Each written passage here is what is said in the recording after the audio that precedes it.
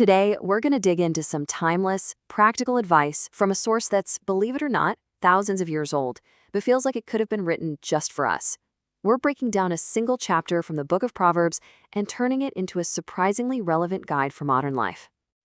I mean, it's a real challenge, isn't it? We are just flooded with life hacks and productivity tips and self-help guides. But what if a real blueprint for a well-lived life has been sitting there just waiting for us all along? Well, that's exactly what we're going to explore. And it all kicks off right here. Now, this isn't about being a pessimist.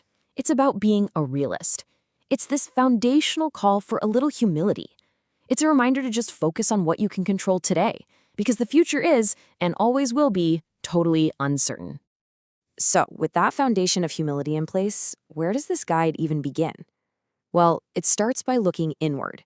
Because, before you can really navigate the world, you've got to understand yourself first. I just love the power of this metaphor. It's basically saying that everything we see on the outside, our actions, our reputation, the whole deal, it's all just a reflection of what's really going on inside. Our character, our integrity, they aren't some hidden secret. They are actively shaping our reality every single day. So the text gives us this powerful little toolkit for self-reflection. It's a total reality check on our ego, right? Let other people praise you and then pay close attention to how you react when they do. It warns us about these uniquely destructive forces like jealousy, and then it pivots to the power of perspective, how being hungry can make even a bitter experience feel sweet. So the big takeaway from this first part is actually pretty simple. Mastering your life starts with mastering yourself. Real strength isn't about controlling everything around you. It's about managing your own humility, your ego, and your emotions. That's the bedrock for everything else. Okay, so once we've started to look inward, the wisdom naturally expands outward to the people all around us. And this next section, it lays out some really clear and frankly pretty challenging rules for our relationships. This is probably the most famous verse from this entire chapter, and for a really good reason. It's such a dynamic vision for what relationships are supposed to be. They're not just for comfort, they're for mutual growth. The people in your life should challenge you, they should refine you, and they should make you better. And of course, you should be doing the exact same thing for them. So, what does it actually mean to sharpen someone in the 21st century? Well, it means having the guts to give honest feedback. It means challenging your friends when they're veering off course. It's all about having a relationship that's built on mutual improvement, not just mutual agreement. And get this, the text gets even more specific, which is just fascinating.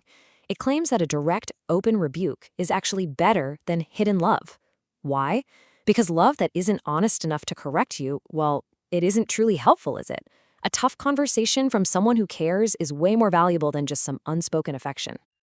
And this next idea, wow, it takes that point even further. Wounds from a friend can be trusted, but an enemy multiplies kisses. It's saying that a friend who tells you a hard truth is actually giving you a gift. That little wound to your ego is infinitely more valuable than all the empty flattery from someone who doesn't really have your back. This brings up a really important question for all of us, doesn't it? I mean, who are the people in your life who have earned the right to sharpen you? Who do you trust enough to hear the things you don't want to hear, but you absolutely need to hear? Man, those relationships are just so precious. So this wisdom isn't just about tough love. It's really a call to invest in relationships that are both honest and present. The kind of friend who gives you heartfelt advice and the kind of neighbor who is actually there for you when disaster strikes. So, from our inner world and our relationships, the chapter finally zooms out to the practical, real world of our work and our resources. And this is where this ancient wisdom gets incredibly concrete. This verse just sets the stage perfectly. Wisdom isn't just about big, lofty ideas. It's about foresight. It's the ability to look ahead, to spot potential risks, and to act on it, while the simple, or, the naive, just kind of stumble right into trouble without even thinking. Okay, so check this out.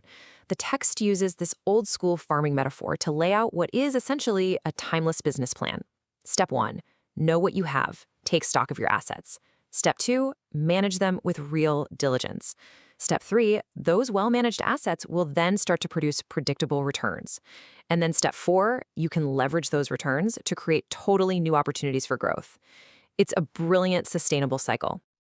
And this isn't just about farming, obviously. It's a timeless principle for our money and our lives. The text warns that riches do not endure forever. True, lasting security, it doesn't come from some lucky break. It comes from the disciplined, day in, day out management of what you already have. All right, so we've looked at our inner world, we've looked at our relationships, and we've looked at our work. After all of that, what's the final big picture message we can take away from this ancient guide? It really just boils down to these three pillars. Humility, just recognizing you don't know everything, especially about the future, and really focusing on your own character. Honesty, building relationships where the truth can actually be spoken, where you can be sharpened. And diligence, applying that foresight and careful management to your work and your resources.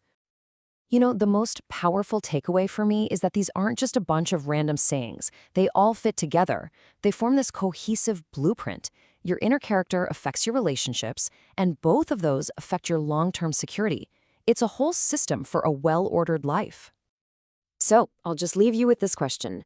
In our modern world, with social media and constant distraction and all the economic uncertainty, which of these ancient pillars, humility, honesty, or diligence, do you think we need to rediscover the most? Definitely something to think about.